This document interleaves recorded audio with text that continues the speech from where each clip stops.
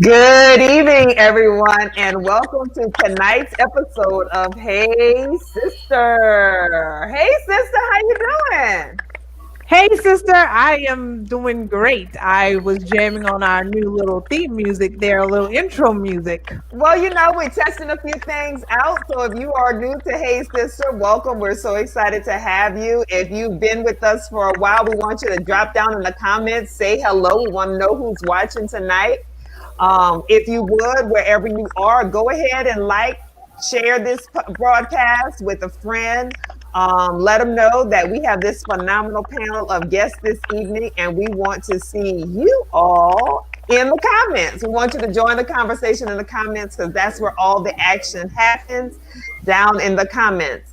Um, so, sister, I'm going to toss these introductions off to you because this panel is one that is near and dear to your heart. Yeah. You have a personal relationship with each one of these beautiful brown faces. Yeah. And I'm loving all of this hashtag Black excellence, as we said. And so I want you to kind of do the introductions and we're going to get this thing going. Okay. Well, first of all, I'm just very excited to have this esteemed panel of Southern University alumni.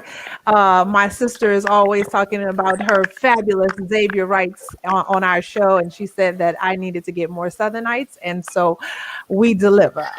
Um, and tonight we're going to be talking about careers in entertainment. And what I love about this panel is that they are all friends of mine and they are doing phenomenal things in Hollywood and in the music industry from all sorts of angles. So I'm going to shout to each one of them and allow them to introduce themselves. But the genesis of this panel is last year we had the opportunity to come together at Southern University's homecoming to present careers in entertainment to students who are looking to make that transition after they graduate and are also look for internships. And of course, 2020 presented us with some new things, but we felt like the show must go on.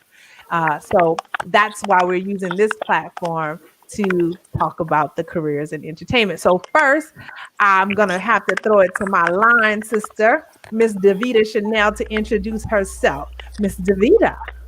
Yes. Hey, sister, because I can say that too, line sister. I'm Davida Chanel Smith. I'm from Plaquemine, Louisiana. That's Plaquemine, the city, not the parish. I am a talent manager and a producer. I own my own company. It's called Etcetera and Company, and I'm just really happy to be here because I'll be tuning in, and I love the topic, so I'm excited I get to share today. Thank you very much. And so next, another fabulous member of Alpha Kappa Alpha sorority. I'm going to throw it to Miss Nalinya Davis. Nalinya, introduce yourself. Hi, everyone. I'm Nalinya Davis. I'm originally from Baton Rouge, Louisiana, and 20 graduate of Southern University and Loyola University School of Law. Here in Los Angeles, I am the head of casting administration, which I'll get into a little bit later on. And I am also simultaneously the CEO and founder of a company called Gladiator Combine. It's an international sports scouting platform that services football, soccer, and basketball athletes. So lots on that later. I'm so happy to be here. Thank you for the invitation. Absolutely, absolutely. And next, one of my favorite people in the world, my BFF, Mr. Douglas Robinson. Douglas, introduce yourself. Well, thank you, BFF. It's so good to see so many beautiful Black people on this panel, and I would like to say, hey, sister, to all the sisters on this panel, and hey, my brother, because Corey is my brother, not only just in being raised, but as far as being in the human jukebox. I'm a graduate of the Southern University, class of 1998 from Mass Communications, originally from Columbia, Louisiana, now living out here in Los Angeles, California for 20 years. and you'll hear a little bit more about me in the show. It is good to be here with everyone. Nice. And last but not least, and as you've already appointed to Mr. Douglas, a former member of the Southern University, the world famous Southern University marching band, also known as the Human Jukebox, Corey, Mr. Hanky Dennard. So, Mr. Hanky, please introduce yourself. Hey everyone, hi sister. That what we doing? Hey sister. So I'm happy to be here. I'm a music producer, songwriter, straight out of the Southern University, Human Jukebox, as they alluded to. And I'm happy to be here, man. To kick the knowledge like we did last time. It was amazing. So I'm happy to be here. Awesome. So, sister, yeah, this is the panel, and I mean, we got some heavy hitters. That's all I'm gonna say. I mean, all right, Jag, y'all came hard tonight. Okay, I'm gonna let y'all came hard this evening.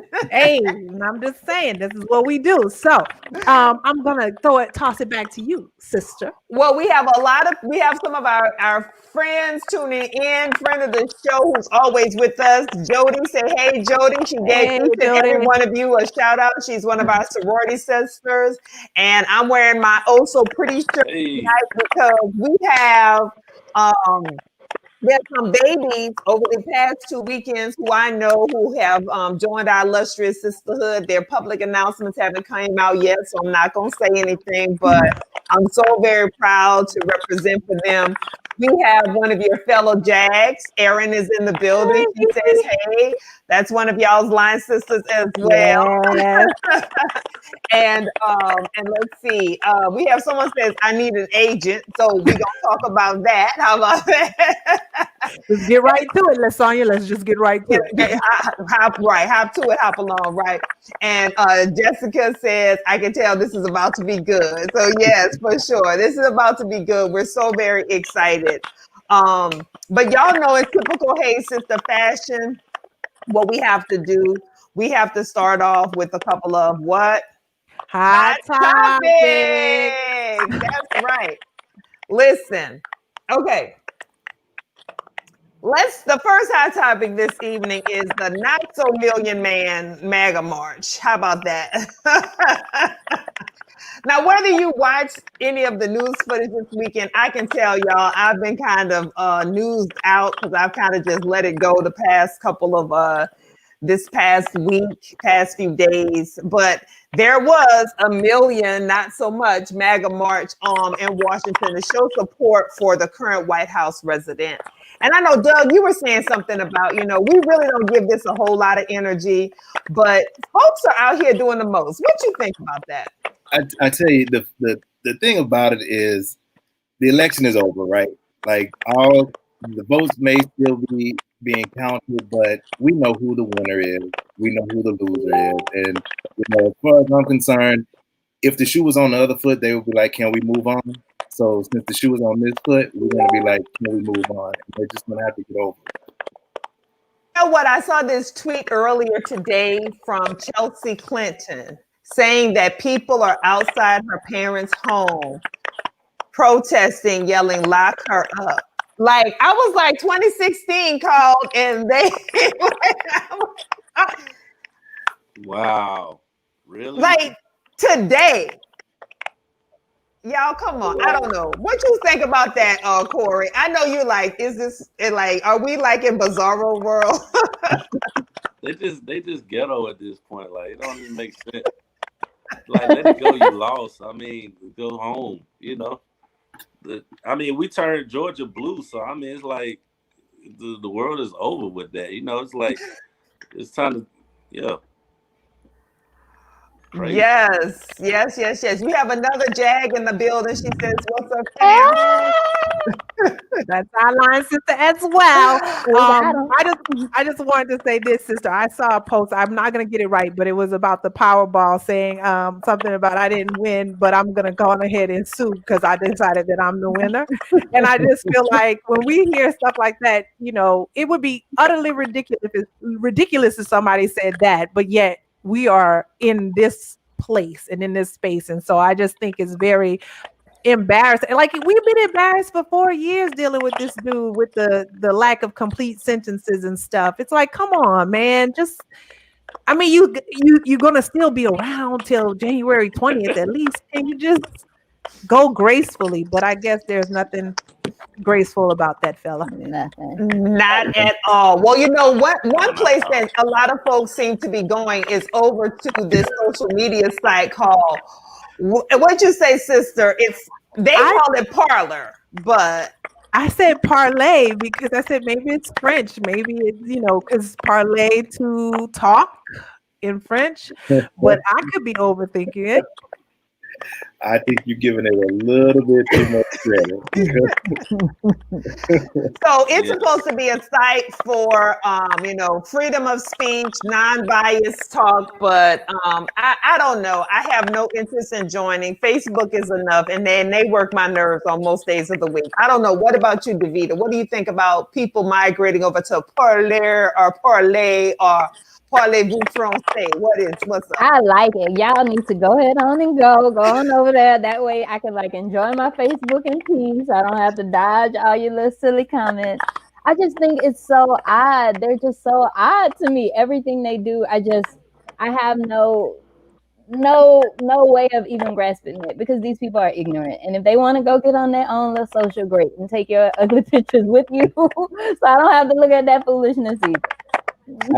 They probably call it PRler, and they can go ahead and take the Twitter quitter with them. So let them have their site, have their fun, share their jokes, and wear their hats between them on PRler.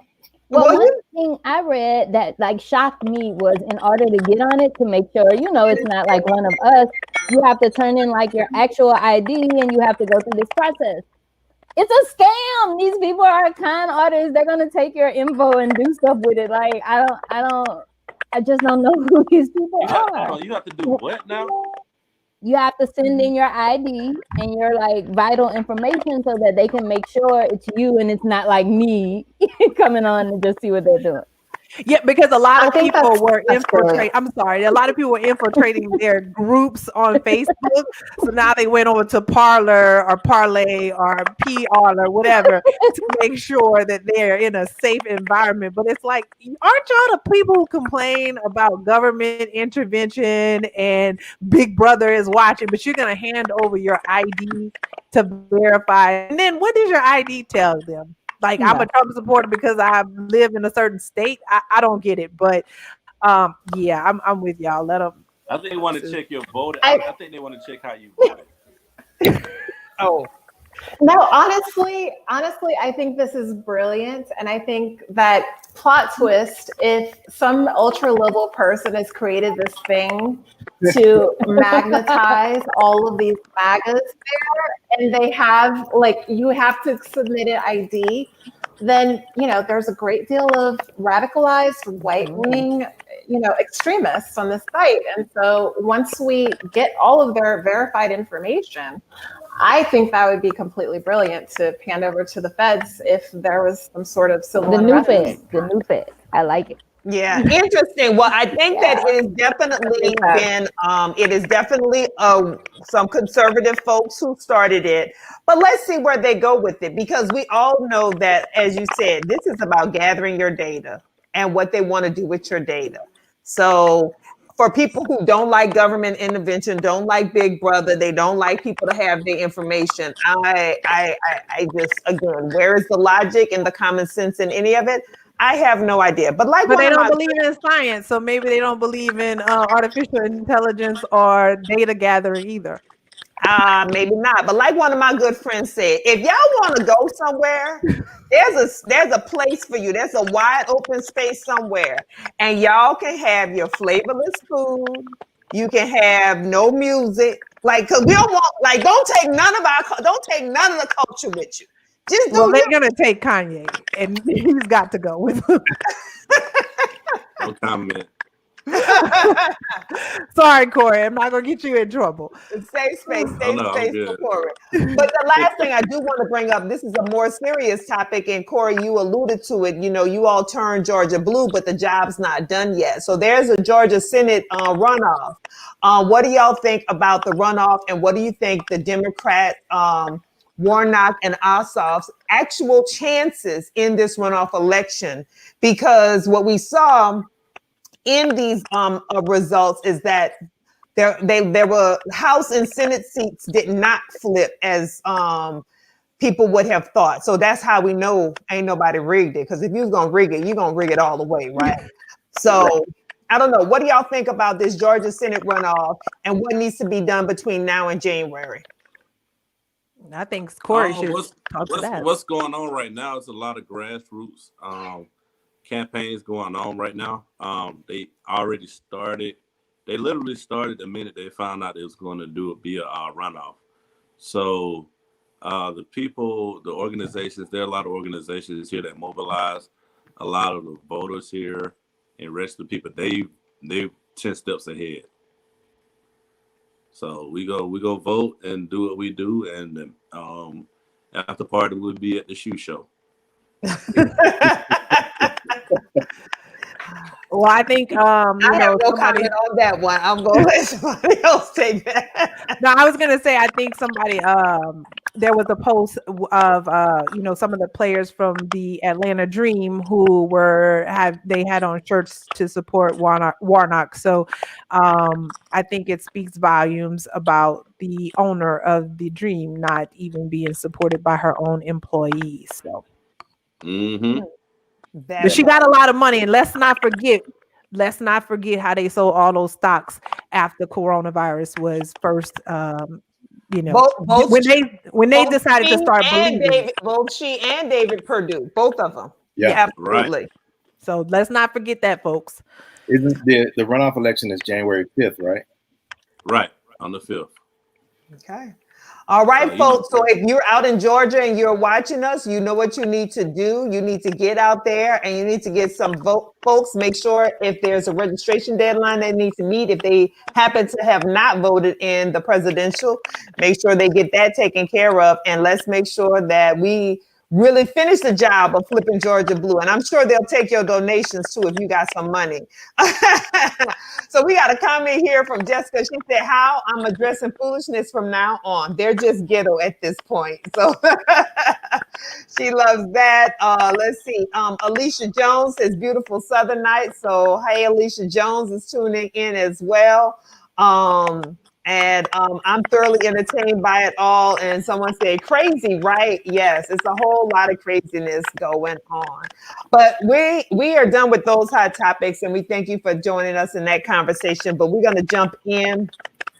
So each of you kind of did an introduction of yourself. You told us about what you're doing. If you could go a little bit further, and I'll start with Davida and then Nalinya. We'll do ladies first, and give us just kind of a synopsis of how your academic journey from Southern led you into your current career in entertainment. It's so funny because I feel like I've told this story a lot in the last few days. Sadly, a member of our Southern University family passed, and it just made me remember freshman year. I remember when I first got to Southern, student government was everywhere and they just had hands in everything. So I signed up to volunteer. And my first real assignment was homecoming, and I got to be the student liaison to Aaliyah. And so I just followed her and her like entourage the whole time, make sure they got to everywhere on time. And while doing that, I just was watching her manager. And at the time I didn't know, like what a manager did and what that job entailed. But he was just so thorough. His phone was always ringing. He was telling people where she had to be. And he just seemed to have a real grasp of where she needed to be. And I was like, oh, I could do that. And then, of course, the famous line from Suge Knight, if you don't want your manager dancing in the video. So I was like, I don't want to dance in the video. I want to do something else. So this could work out. So anyway, through all of my opportunities at Southern, just like trying to do the most with mass communications, with any department that was doing anything with any type of celebrity, something I like, just found my way there. I made friends with several people from California. So on Christmas breaks, I was able to go home with them. Shout out to Heather for letting me sleep at all of her family members' house. But anyway, all that to say, my time at Southern just showed me and taught me that there were career opportunities in entertainment. And the thing that spoke to me the most was talent management. It just seemed like a great combination of my desires as well as my skill set.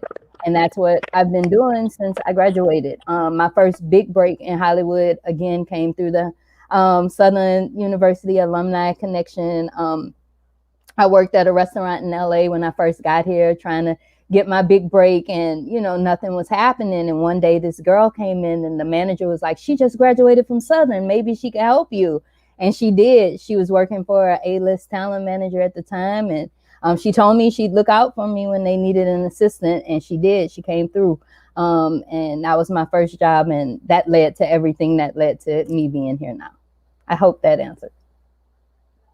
Absolutely. That's a great. Nalinya, what about you? Because so you said you started at Southern, then you went on to law school. So you did another side of the entertainment business. That's correct.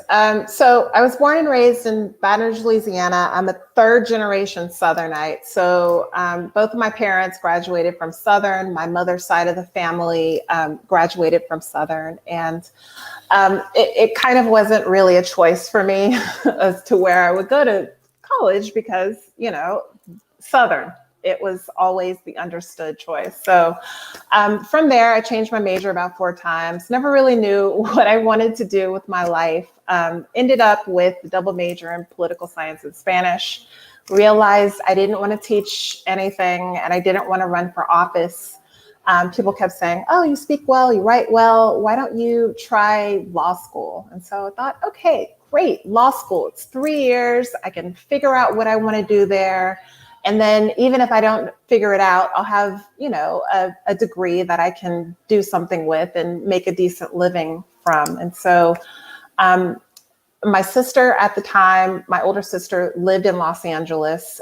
Once I graduated from law school at Loyola, New Orleans, she encouraged me to come visit her for about 3 weeks. And so at the end of those 3 weeks, I had secured a temp job at Universal Music Group, and this was 2003. And so they had just acquired all of these new labels. They had no idea what rights they had anywhere. So they hired about 10 recent law school grads. I was one of them. And it was only supposed to last for about 3 months, but I got the call on the way back home, packed up all my stuff as much as it would fit up in all of the carry-on bags that I could pay for. And that was about 17 years ago. I've been here ever since. And so from there, I got into further into the entertainment business at SAG, which is, people think, oh, it's this amazing thing in entertainment. And it completely, totally is. But it's essentially the largest labor union for actors in the world. And so I went in knowing absolutely nothing about entertainment per se or television, except that I liked watching TV. And then that gave me a really wonderful springboard to jump off of into the producer side of things. So from there, I went to Saatchi & Saatchi, which at the time was one of the top 5 advertising agencies in the world. They had a large client base in Toyota. And then from there, I managed legal affairs at 20th Century Fox Television. Was there during the writer's strike, which is basically like the birth of reality television as we know it. Just finding new avenues and new ways to expand on media.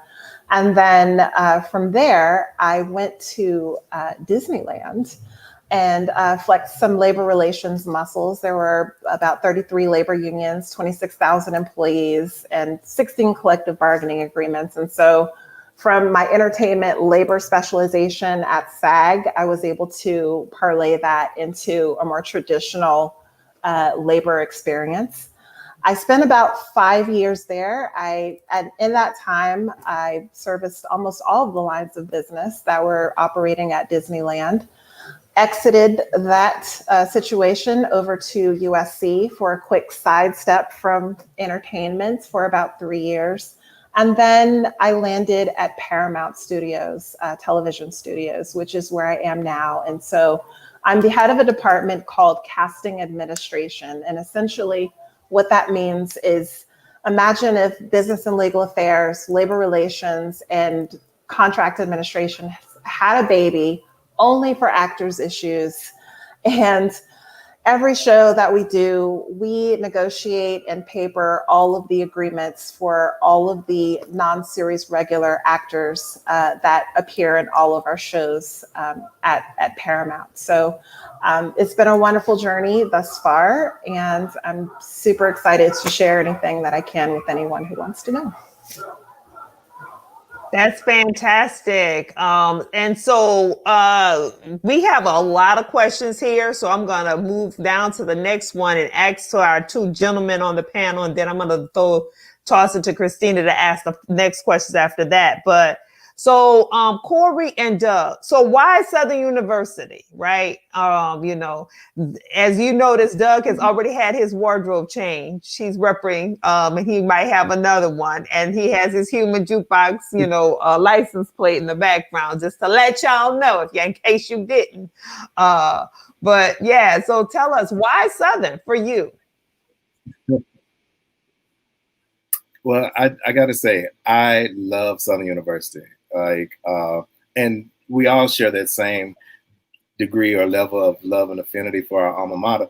But it's something about Southern that is uniquely special. Everybody loves their school, but when you talk to anybody who went to Southern, no matter the age, whether they just graduated last year or they graduated 30 or 40 years ago, they have this glimmer in their eye, and this as they recount, you know, some of their experiences when they were on the yard. And so for me, it's, you know, I feel Southern offers something that I could not get anywhere else, not even at any other HBCU. But I wanted to go to HBCU specifically just because I went to a predominantly white high school, and I wanted to give myself the opportunity to see or get the feel that I initially saw on A Different World. And so, you know, I was like, they're able to have fun, socialize with each other, become friends closer than family, and also gain a quality education. And so that's what made me choose Southern, and also because of the human jukebox being the #1 marching band, it was like a no-brainer. Where else would I go? So that was my reason. All right, Corey, Mr. Hanky, as you are known, affectionately known. What about you? Why Southern for you? So yeah, Doug gave the PC version of it, politically correct version. I'm gonna be honest. I came down it was the band for me. You know what I'm saying? Hold up, can y'all hear me? I can't hear y'all. We can hear you. Mm-hmm. Oh, okay. But yeah, the band was the first thing for me. And then I saw the Dancing Dolls. I was like, man, like all the women down there look like that. So, and then I mean, it's nothing deep about that. It's just, it was what it was. And the rest is history, as they say. Is that what you say? I'm not gonna do like I done did all that before, but I'm just being real now. Like that's where it started. Then as I got there, you know, like he said, this wasn't the warm fuzzy part come in. You know, you start meeting dope people from different places. I didn't, you know, me being from Atlanta, you know, we wore polo back then, the tall tees and stuff. I didn't even know like black people wore Old Navy and stuff like that, you know. So it was good to see.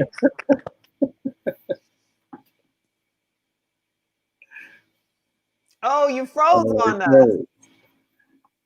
Time for an Old Navy commercial. I know, right? See, just as soon as the foolishness was about to begin, the Lord said otherwise. He was really gaining a good momentum, right? Yeah. He's coming back on. I wanted to hear more about that Old Navy. Yeah, okay. Oh Man, what happened? What happened, bro? I'm having Teddy Riley issues over here right now. My studio is out here by the airport, so I don't know if that has to do. I don't know what's going on, but anyway, yeah. So that's what it was for me. I started meeting, real dope people from all over the country, and all over Louisiana, learning Louisiana culture and stuff. So that's where that glimmer comes. They be like, "What school did you go to?" Like, "Well, I went to Southern." It's just amazing. People get it.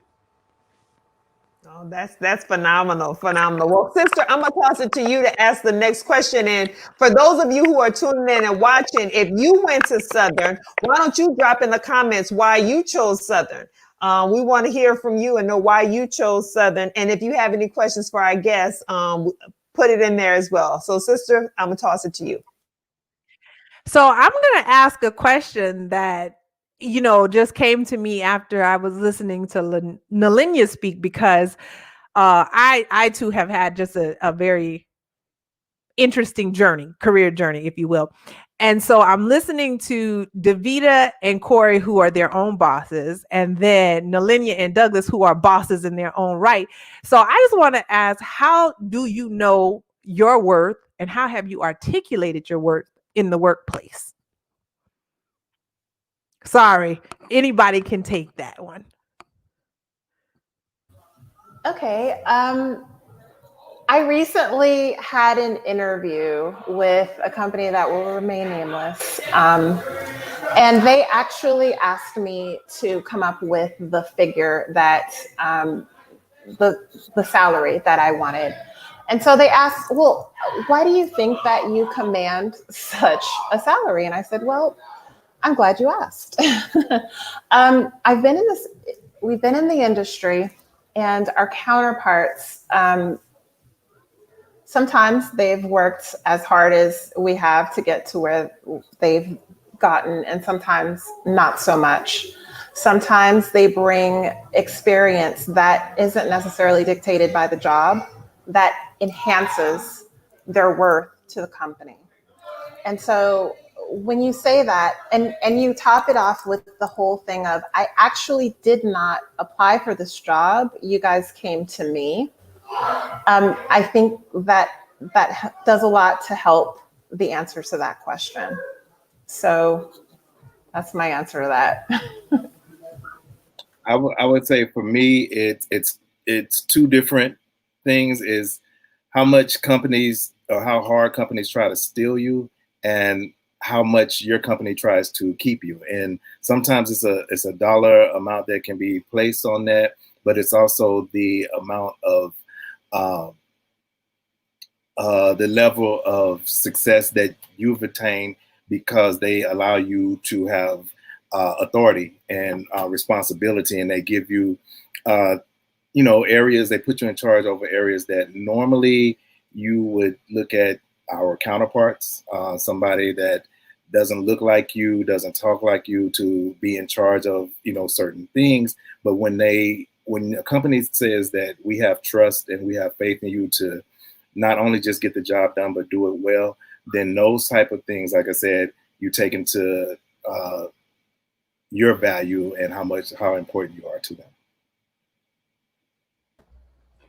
My situation was a little bit different because the companies that I was applying for and the work that was geared to me as a talent manager or a junior talent manager looking to level up and advance myself in my career. At the time when I started my company, the reason I did it wasn't because I was just so gung-ho about being an entrepreneur right now. It's because the way that companies saw me and the worth and the value they put on me, that just wasn't it. Because basically what happened was, at the time that I started my company, I had been a junior manager at another company that was extremely successful. And when it dissolved, I could have gone to another big company that was more prestigious, but they didn't value me. They didn't see anything that I had to offer. I had a roster full of mostly Black women, so that was a negative in their opinion. I didn't have an A-lister, definitely negative. And the amount of commission that I was bringing in at that time, they just weren't interested. So to them, I wasn't worth much more than a glorified assistant or maybe even a coordinator position, but that's how they saw it. And I had to get out of that mindset of seeing myself in that same way, because for so many years when I started this career, that's all I saw too. Like, oh, well, if I want to work with this big person, I got to get to this big company. So I got to go be this assistant, and I'm going to work harder than anybody else to show them I deserve to be here. So all that to say, you know, I had to really get real with myself and my experience, the things I had done, and decide where is this value going to be? They're not putting no value on me. So am I going to join them, or am I going to put some value on myself? Sorry, to that point, Davida, you touched on something that I wanted to touch on a lot more of, because you are a talent manager and you do represent a lot of women of color and a lot of diversity. How has that helped your career? How has that maybe not helped so much?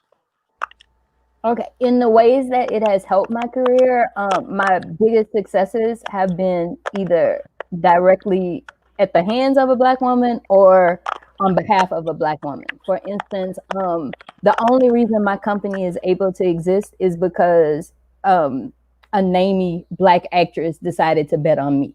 Had she decided not to, I could have still made it. I would have still been struggling, but my company wouldn't have had such an impact. Again, I work with a lot of developmental talent, so eventually somebody was going to hit. But just having her saying, I trust this woman with my career, that just made other Black women come to me. It also made casting directors and producers, it made me viable. So that was very helpful. As I mentioned, you know, my first job in the industry was at the hands of an Southern alumni who like opened the door for me. And my biggest production, I also, I'm passionate about filmmaking, even though that's not my main priority. I have spent a lot of time on the production side of things, and I got to work with Ava DuVernay, who to me, like, goddess Black woman filmmaker chick. So all that to say, like, Black women have definitely been at the forefront of my career, and that's how it's been helpful. Where it has not been so helpful is that some sisters, you know, they didn't go to Southern. They don't know what this sisterhood is about. They don't know. They didn't come from Louisiana where, you know, we look out for each other. They didn't come from the town when you walk in the room and they only got another Black woman, you be like, hey girl, what's up? They don't always do that. So sometimes I have found myself in rooms where I thought I would be welcomed by people who look like me, and it has been hurtful and eye-opening to realize that you know, all skin folk ain't kinfolk. And sometimes I have trusted people based on the fact that they were Black or a woman or from the South or had some other commonality when they didn't see it that way. So I've learned, you know, you have to take it with a grain of salt, and you got to get to know people for who they are, because sometimes just because she's a Black woman doesn't mean she's going to be in a position to help you or desire to help you. And I'm going to force you to do this, because we put careers in entertainment, and I don't know if these folks know how bad my friends are. So I'm gonna need you to name drop just a little bit. Let's just talk about, just drop a few names of some of the celebrities that you work with. Just a few, not a lot, just a few. All right, well, I do. Let me stop. You know, I don't really Go ahead, like that. But my first job I was the assistant to Halle Berry's talent manager. And at the time, he had like all the Black A-list talent. So I've worked very closely with Halle, Taraji, Julie Benz, who's not a Black woman, but she's white. But a lot of star power out of that office. He produced Dorothy Dandridge, so had a very close relationship with Shonda Rhimes at the onset of her career.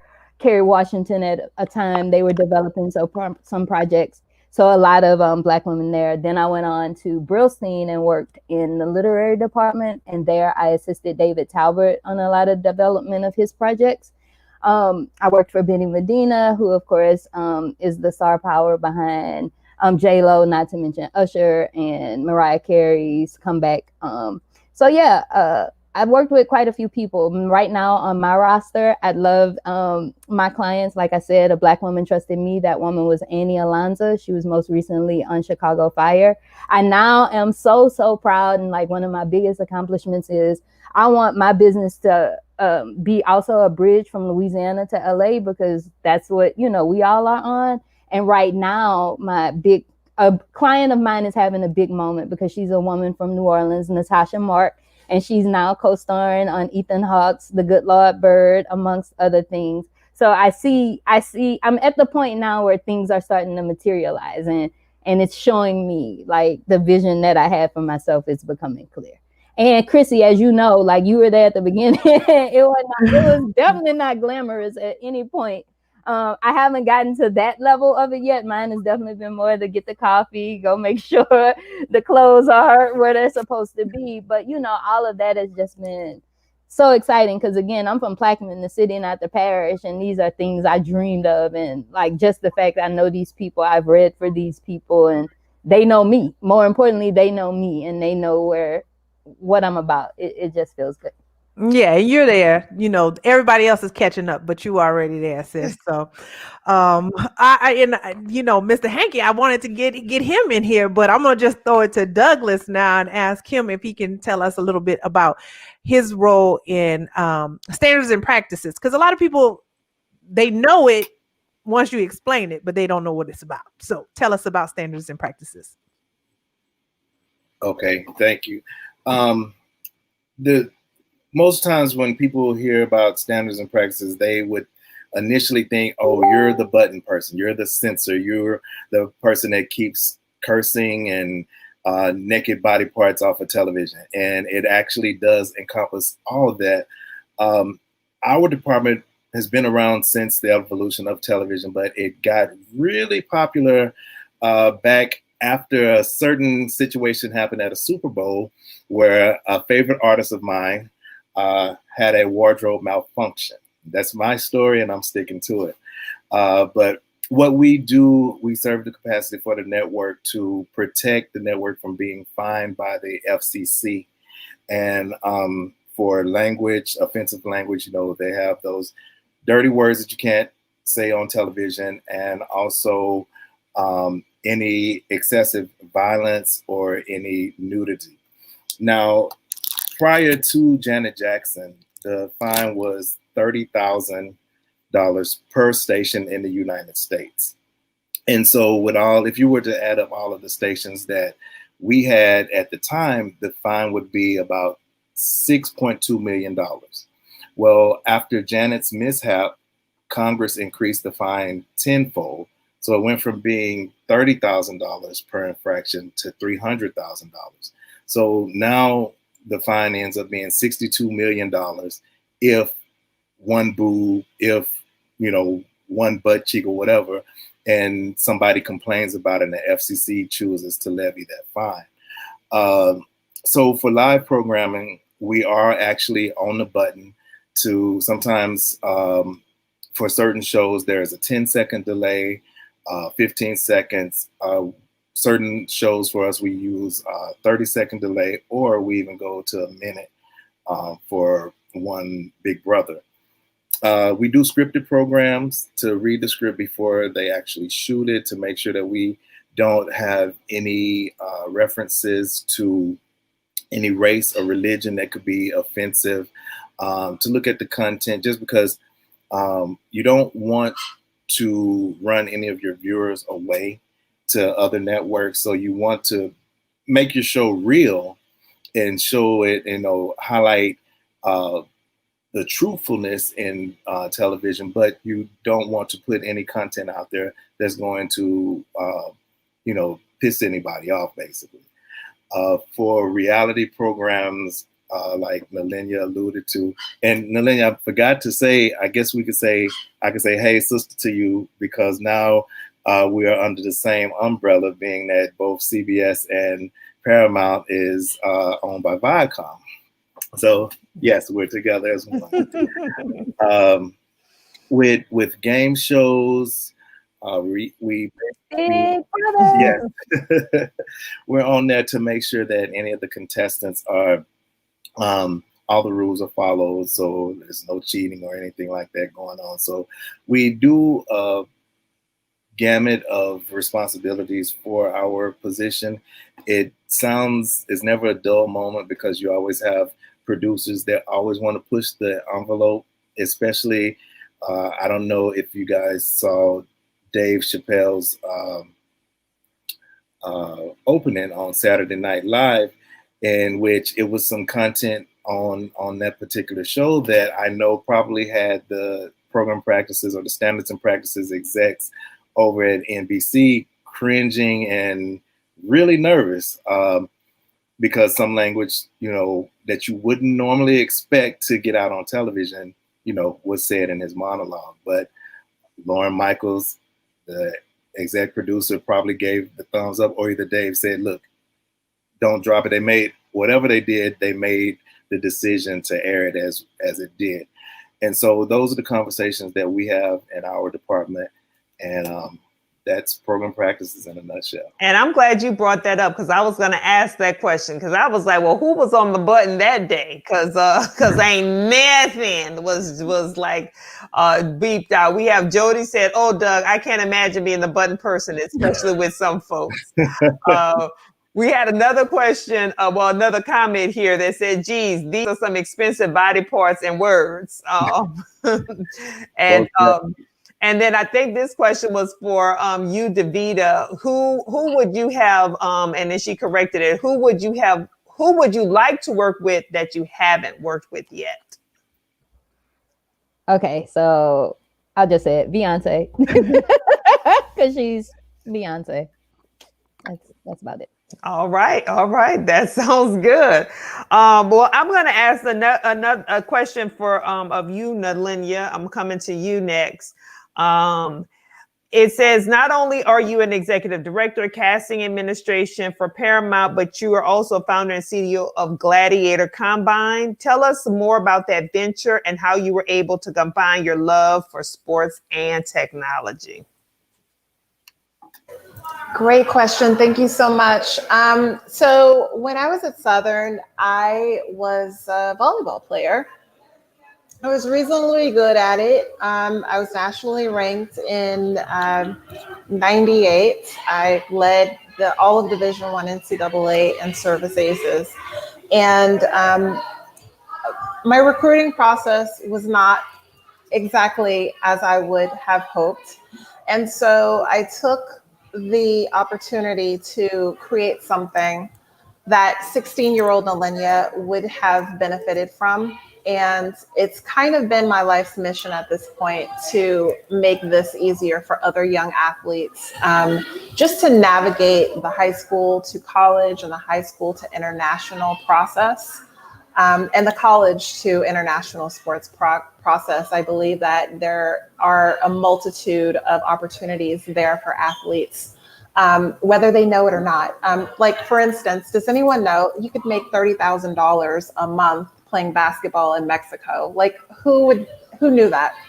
So the more that I really kind of submerged myself into it and just said, okay, I'm going to do this thing. It's going to be an international platform so that athletes can find coaches and coaches can find athletes, creating a sports Pangea process. I realized that this is probably going to be the thing that is my legacy. That's the thing I'm going to leave behind, just making sports easier for the people that come after me. And so, as I mentioned earlier, before the call actually went online, I had a wonderful opportunity with my partners at USC to come in and consult for the majority of the pandemic and earn some extra money. And so I'm able to relaunch Gladiator Combine in a way that I'm very excited about. And hopefully at the beginning of next year, I will be able to come back as a guest on the show, and we can talk about the sports process a little bit more. But for now, we're just focusing on international basketball, American football, soccer, and cricket for the time being, expanding into swimming, volleyball, and tennis with the next phase. All right. And if y'all are wondering what's that, all that celebration in the background, Nalinya is having. No. I'm an invited guest at a Louisiana event. Yes. And so I'll just say they were watching the Saints game, some Louisiana people in LA, right? The La-Las, that's what they call them, right? The Hoodats. And I don't know what happened. Like, we were relatively quiet for the majority of this thing, but something got really super exciting as I just started speaking. And so I'm just going to pretend that they're excited about what I'm saying. Yay! All right. I love that. I love that. Well, we do have. Uh-oh, sister, you put yourself on mute. Oh, I said we brought Mr. Hanky back. I'm sorry. I was trying. Listen, I'm trying to multitask, kids. Y'all can see. But he's in a new location, a new undisclosed location, right? He was in the studio. Y'all saw all of his gold and platinum records, so y'all know he's been holding it down and doing his thing. And so tell us about you told us you were in the human jukebox, but how did you transition? Because most people don't think of, like I said, I went to Xavier. We're known for doctors. When people say Southern, I usually think engineer and lawyer, right? We know the band and whatever, but we think about the after careers, right? So how did you actually get into music producing? Oh, we can't hear you.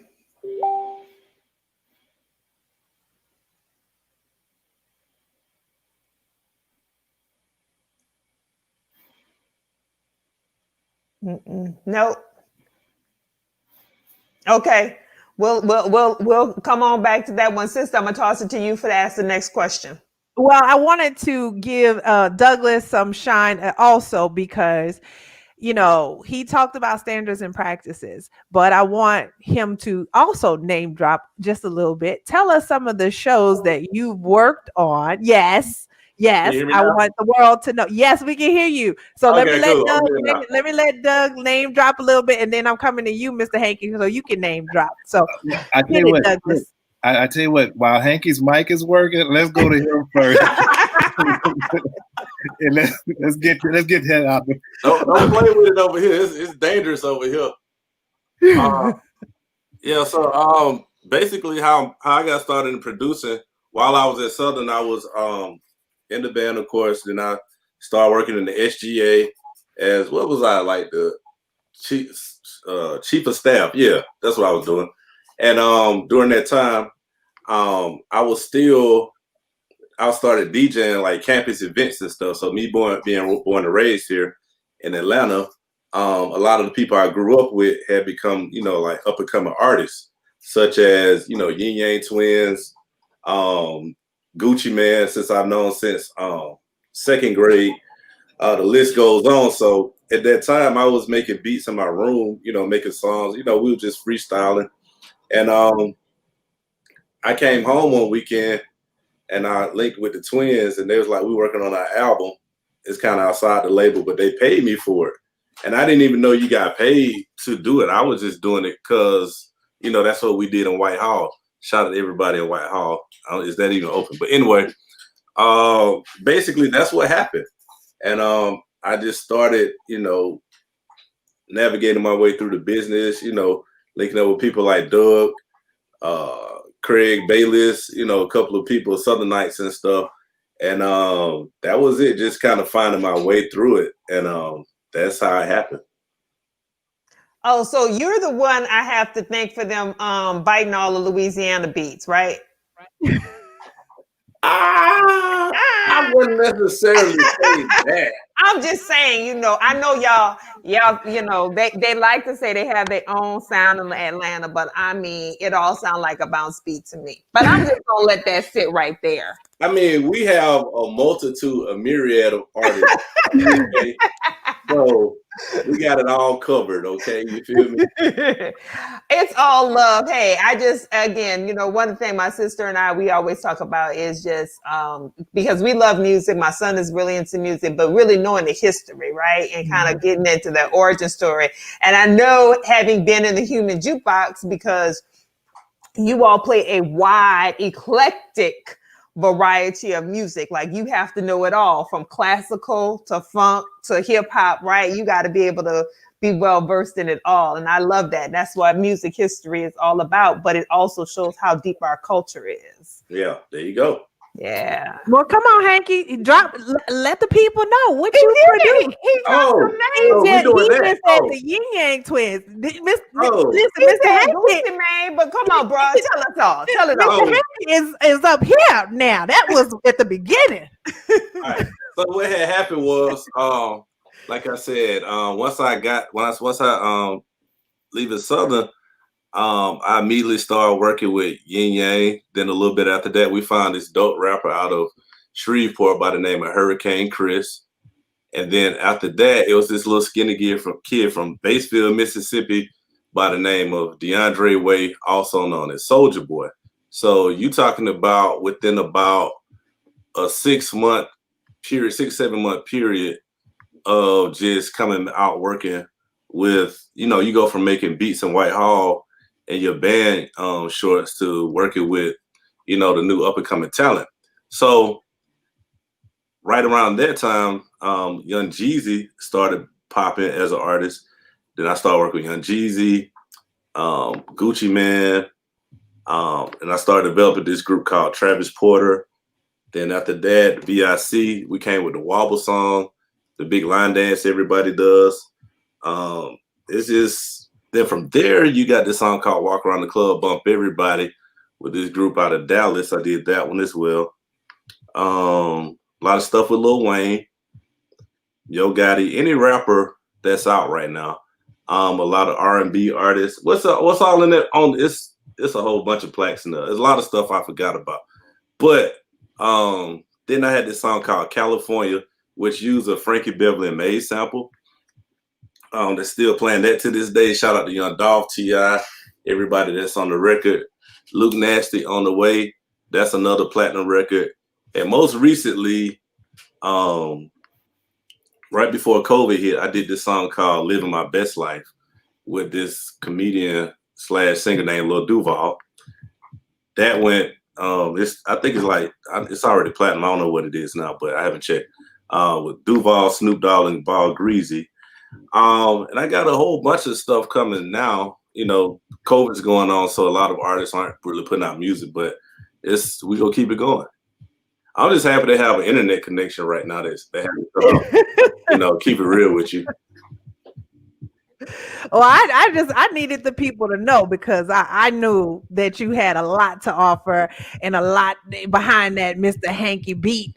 So that's why I wanted to let the rest of the folks know. Already. So, and I think you being a little modest, even with all that you told us, I think you're still being a little modest. But it's like I say, it's a lot of stuff. Like I literally, 2 Chainz. Oh, I forgot. Yeah, the Money Maker song. Hey, that one. Okay, I'm sorry. It's all coming back to me. So in that aspect too, it was a dope role because it wasn't just a producer role, but it was more on an executive role. And speaking of, like the whole program that they was doing at Southern that was geared towards entertainment, it was dope because we got a chance to, I actually got a chance to work with the university and the band staff with navigating them through that process on the right way to do this situation where the band is featured in the song. Thank you. Yes. And what I do want people to know, I mean, we say it's fabulous to be in front of the camera, in front of the mic, but it's something very special to be said about being the producer and the executive producer and being behind the scenes and getting the checks. Well, Jessica said, well, dang, my entire exercise playlist is because of this brother. Hey, yes, we're going to keep it going. I got stuff coming out with the City Girls. It's Tory Lanez, Jacquees. The list goes on. So you'll be hearing, I'll be adding a lot more stuff to the playlist. Awesome. That's fantastic. Now, Doug, we're going to toss it back to you because Christine had teed up a question for you. I know some of the shows that you have worked on because I've been on, on the phone with her or on the phone when you've been like man in the booth and doing some things. Tell the people about some of the shows that you've worked on. Oh, okay. Well, look, I'm bobbing my head because I had to turn on Moneymaker while Hanky started talking.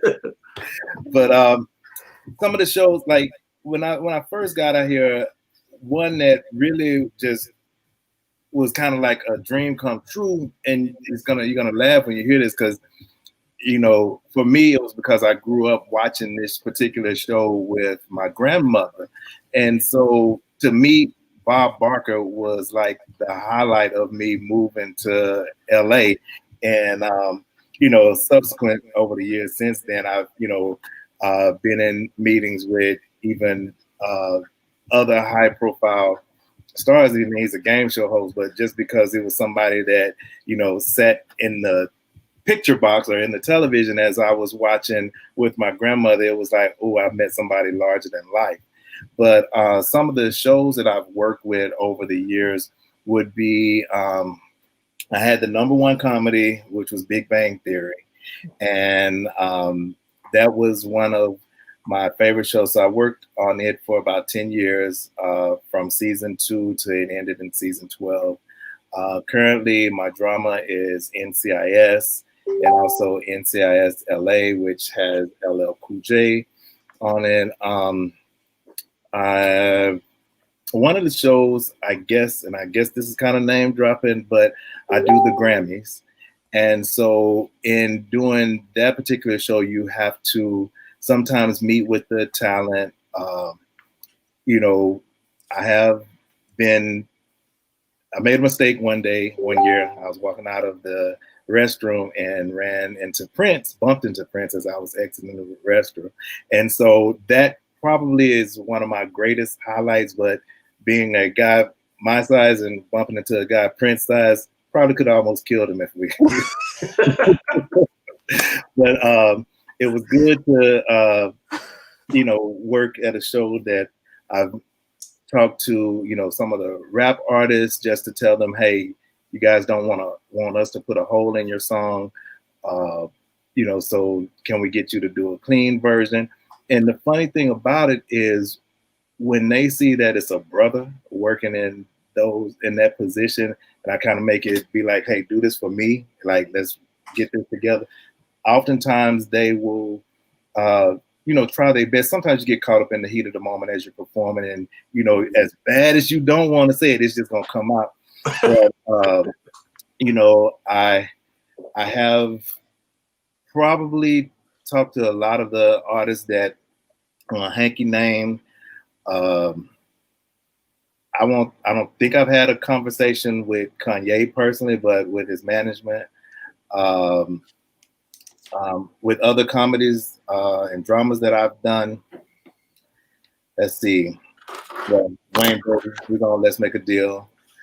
I'm probably forgetting, more than I could share that I would like to share, but I've met, really, and take this however you look at it, but when I was interning, I met Bill Cosby. Now, in the years since then, stuff came out that happened that he, caused him to be behind bars. But if you can think about it, I met him at a time that everybody looked at Mr. Cosby as America's dad. And so being able to meet him was like a dream come true, because this was, Theo's father, Jaleesa, and he was just a successful black man in entertainment. And, though he did what he did, you still cannot take his success away from him. So that was a highlight. Mm-hmm. But other people that I've met and worked with, that's just a few. The list goes on. But the most important list is being able to get an autograph from Nalinya, Davida, and Mr. Hanky, because you guys are going to need to send that to me immediately, okay? Absolutely. I love it. We got some comments here. Like, I watched The Price is Right with my grandmother too. Who of us did not? Yes, a huge fan of both NCIS shows. Y'all better name drop. We need to hear this excellence. I've been an extra on NCIS New Orleans, often background character. And so I think that's so cool that we just have a wide range of folks who are watching. And, so speaking to that last point that you made, because we're all great in our own right? So I just love that the energy and the light that you all are shining and showing that. Because we talked about it in our last episode, right, sister? They have the top 5 HBCUs that everybody knows. Y'all know them: Howard and Morehouse and Spelman. And not taking nothing away from any of them because we love them all. But there are 107 HBCUs, and there's 4 of them in Louisiana, and we're representing 2 of them today. And so those 2 little schools, they have generated a whole heck of a lot of impact. That, again, it's not always about who's on and in front of the camera, but what's making this engine run behind the scenes. And y'all are showing that, hey, you killing the game behind the camera. But the question I want to ask is, so what's one of the greatest lessons you learned from your little HBCU that's on the bluff, as they say, that you learned, and how has that lesson impacted your career? And if each of you could answer that question, that'd be great. Who wants to start? You want to start with, sister? Who wants to start? Who wants to start? Doug is unmuted, so we'll let him start. Okay. Okay.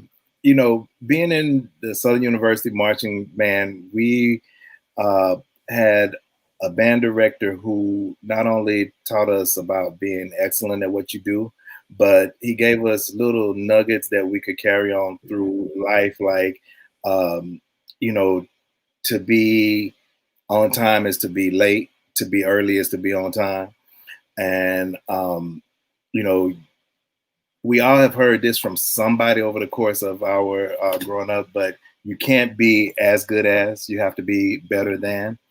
And so, you know, you take those type of lessons and you apply them to your life in everything that you do.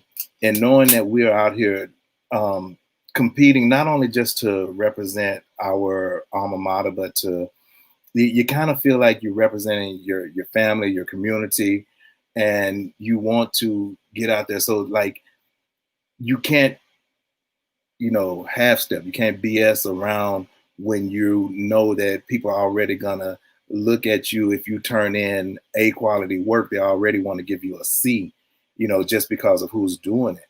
So you have to, you know, put that extra oomph in it, or, you know, put the extra level to make your work shine just a little bit brighter, because when it gets compared, then you're representing so many people behind you. And I think that's the biggest thing that I've taken from going to Southern, is because we were grinding, you know, and Southern will, any HBCU, you know, we talking with family, you know, it's some stuff that we got to fix. And, you know, they make you jump through hoops. But see, when you jump through hoops in the college days, your college times, when you get out into the real world and obstacles get placed in front of you, you're able to navigate over them with ease, to be honest with you. And that's the fact. And you know what's interesting to me, though, from my experience, those other schools have hoops too. Yeah. It's just that they don't talk about their hoops, but we want to harp on ours. But I know one thing for sure, when you have a 200+ year head start, it's easy to iron some kinks out. I'm just saying. Especially when they hold in their own starch. How about that? All right. Who else wants to take that question on something that you learned from Southern and that it has impacted your career? Nalinya, I'll come to you next. She just said go to her last. So last. I'll go. I didn't see Davida. Okay. Nothing about that situation. I think for me, Southern taught me how to hustle. I already had like, you know, I was raised to work hard or whatever, or to try to get a job. But when I got to Southern, because of some of those kinks, and my money would be short sometimes or not on time, you know, I learned how to make things happen in other ways. Also, just I learned, and this one is like superficial, but it's real. I learned how to turn it on and like do it like the Southern way. I just remember like I look like this all the time, but on Wednesdays I had to make some kind of transformation just to go to class and feel like somebody. So I say all that to say now, as like in the real world, because of those things at Southern, I know I can't step into a meeting looking crazy. I know how to turn it on. And I learned that at Southern. I love that. I love that. All right, let's see. Hanky, Mr. Hanky, what you learned at Southern and that you're applying right now in your professional career? Yeah, it's crazy. Like, I forgot this part of it. So right before I started DJing, like this was like 2000, and this when CD burners first came out, and so I was literally like selling CDs and movies and stuff. Just just like you said, the hustle and learning how to be an entrepreneur. Like, okay, if I buy this many CDs on this day, I go to the union, blah blah blah blah. I got $500. You know what I'm saying? So, how I applied that too. Also, I found out it wasn't just about money. I learned to market. I found out what women like, what men like, what these kind of dudes like. So I use that actually in my producing now. Like if I know they looking for this and that and third, I know this gonna make the women dance. I know the dudes go like this. So just from selling those CDs, that's how a lot of it started. That's phenomenal. Well, honey, listen, we all got to get that entrepreneur grind on, and knowing your market. Y'all all in the business, marketing is everything, right? Sister, you had a time in marketing, so you know that is everything, right? Nalinya, are you ready for us to come to you yet? All right. Well, they're still knocking and bucking outside, but it's awesome. Like, okay, I resisted the opportunity to do a bunch of things on camera, but one thing that I've learned from Southern in my time there, I grew up in the suburbs, Black kid in the suburbs. My parents put me at an HBCU because they met at an HBCU. They understand the power of the network. They understood the power of self-actualization and understanding that although you're in the skin that not everybody can appreciate, there is something special there. There is a resourcefulness that we had to garner because of the fact that people don't give us things. And we have to work much harder than everyone. But, those are basic life lessons. But the most prevalent lesson that I learned at Southern is you can't underestimate anybody. You can't judge a book by its cover, because some of my classmates that I would look at, at the time, I'm thinking, whoa, what's his or her major? What are they trying to do? I don't know. But they turn out to be some of the most productive, amazing, innovative, dynamic leaders. And we're seeing that as a country right now with our vice president, our soror, Kamala Harris. We're seeing it with Keisha Lance Bottoms over in Atlanta. We're seeing it with Stacey Abrams over in Georgia, she basically turned water into wine in Georgia. And we have dynamic counterparts. We just have to not be afraid to shine the way that we know how to shine. So that's what I learned at Southern. Mm-hmm. And you probably learned how to do the chopper style too. I'm just saying. I'm a horrible dancer. No, let's not do that. Well, sister, we're going to get ready to wrap it up for this evening because we are a little over. I know Hanky, he had to do, like I said, a moving location because he wanted to show us a little bit on the tour. So I don't know if you could get back on that device so we could check out your but we better leave well enough alone. Okay, well, we're gonna leave well enough alone, but we'll make that another broadcast because I think for a lot of young people who are still asking questions, who are still want to know what the possibilities are, I think each and every one of you, and I'll include myself in there, is an example of what possibilities are. We don't know what we don't know, right? And we can't aspire to be what we don't see. And I think we're just living proof and living testament that anything is possible. Right. You're so right. Like now is probably a better time than ever to be a Black writer, a Black actress, a Black musician, a Black performer, director, anything. Because I've been at the company for 20 years, we just recently announced that our goal for 2021-22 is to make all of our unscripted shows, 50% of the cast has to be people of color. That's something that, 5 years ago wouldn't have happened. And so it's change that's happening. And, I think right now is the perfect time for us to, grab the bull by the horns and take it for a ride. And it's a challenge for all of us. Even with what you guys have built with this show, be prepared to take it to even greater heights, because it's such a good platform to be able to be a voice, for our community. So, hats off to y'all for that.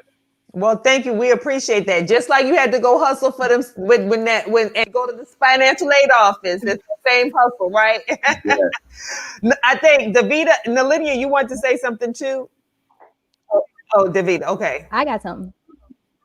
I just wanted to say, the panel was about careers in entertainment. I just want to echo what Doug is saying. We are at a point of change. And while, the main priority is first this presidential thing, and then this, at the same time, getting this pandemic under control. But when we do get to the more normalized station, entertainment is more open now than it's ever been before. So while Southern might not have a traditional entertainment program, there's some people right here that Chrissy just happens to know very well to get on the phone right now. And we're not the only ones. So use this network. And for all the alumni that's out there, if your children are interested in these careers, encourage them. If you're an older person, someone who's already graduated and are in some other career, Doug is right. They're looking for those diverse and authentic stories. And we're the people that can tell them. So I am just super excited. I might be naive and crazy because I've been in the house too long, but I really think when we come out of this, we'll be in a position to help ourselves. So while you're trying to, figure out what to get your kid for Christmas, if they've shown an interest in writing, get them a computer. If they've shown an interest in filmmaking, buy them a camera. If they like music, like Mr. Hanky just told you what he was working with in Jones Hall. So we're at a technological point now where there's no excuse, and you can't say just because your school doesn't offer something. Look at everything Southern does offer now, because I guarantee you this, whatever they offer today, they didn't have it back in 94. And we still made it out. So, because the rest of them are younger. So I'll just say, thank you so much for having this opportunity, because I think, it seems like this impossible dream or something. But again, I'm from Plaquemine, the city, not the parish. And, I'm out here. And if I could be out here, anybody could be out here. So I just think it's a good time. So even if you're older, I just think it's a good time. So pursue your dream. Well, I love that. And I'm all about the pivot and helping people pivot. So that's awesome.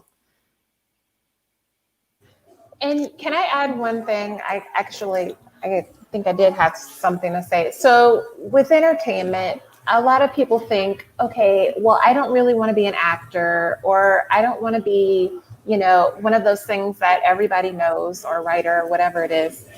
There's room for everybody in the entertainment industry, whether you're a teacher. I mean, you can be a set teacher. If you're a medic, you could be a set medic. If you are an engineer, you can engineer all kinds of things in the entertainment business. If that's what you realize that you want to do, start having conversations with us and people in the industry. If you find yourself drowning in your major, maybe I don't know, maybe I don't want to do this, whatever, reach out to us. There's a place for everybody here, and we're working hard to make sure that there's even more room for everybody to come up in the future. So that's why we're here. It's all about utilizing your network, standing on the shoulders of people who have already done very difficult work to break in. Stand on our shoulders and make it even better for our culture and for the world, because I think the world needs to hear a more diverse range of stories, and we're the ones to tell them. So yeah. Be encouraged. I love that. And Mr. Hanky, I will say, so my son, he is 18. All of you tell you, my son is 18. We did buy him his mixer so he can make his beats and play his music. So I will definitely be connecting him with you. And there's a school in Atlanta that he has interest in. as his number one choice. So if that is not the case, I'm still going to connect him with you, and I'll send him to you. Could do a 2-week informal internship, and put him through his paces. Yeah, so we'll start him off at the shoe show. They're on the way. Jesus, that's all I'm gonna say. Jesus. For the wings, he got to get baptized, get the wings first, and he'll understand. But no, I'm definitely for that. Anybody else have anybody else that's interested? I'm here. Doug will tell you. Everybody. I'm here. Hit me on Facebook or wherever. Okay, well, I will take you up on that. So we have some comments here. It said, "This is a wonderful show. Thank you. My little Jackson State heart is full." So shout out to the Tigers. Excellent panel. Super proud. Someone else said, "Black brilliance. Love it. Thank you all for sharing." Someone else said, "Absolutely. I'm a registered nurse to celebrities in Los Angeles. Love my career." And so, sister, I'm going to just toss it to you to close us out tonight, because thank all of you. I think this is, we could probably talk for hours and hours and hours on end, but we only have, so much time to do these segments at a time. So, but let's revisit it. Doug said, let's revisit one called The Audacity of an HBCU. I think that would be a great top for sure. We'll bring y'all back and bring some more of our HBCU families out there. So thank you from me, and thank you to all of you who watched tonight on Hey Sister. I'm tossing it to you, sister, to close us out. So yeah, so first of all, I look, my face is actually hurting from smiling so much. This group is just amazing to me. I'm so happy we were able to do this, and it's my hope that we will continue to do this, whether we have homecoming or not. But prayerfully, we will be back in the homecoming space, amen, in 2021. But I so very much want us to continue to do this, because not only do students, like you mentioned, our your son, my nephew, who needs to sell some CDs so he can go to that school in Atlanta. Not only do they need to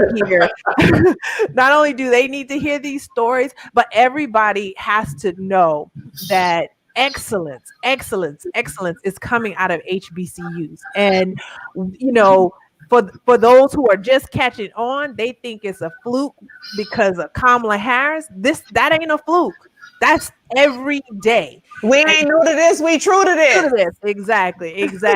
So I'm so excited. I look forward to us continuing this conversation. I thank y'all from the bottom of my heart. Y'all are amazing people, and we got to stop playing around. Let's get things done together, because as we said last week, we are more than enough, and everything we need, we already got it right here.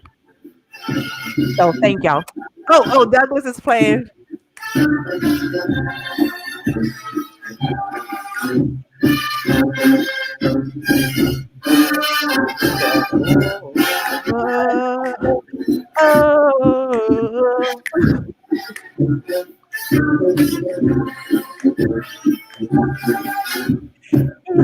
They say it's good enough for them, y'all. We know it's good enough for you. So thank you for tuning in to Hey Sister tonight, and good night, everybody. All of you, stay on the line. Good night, everybody else.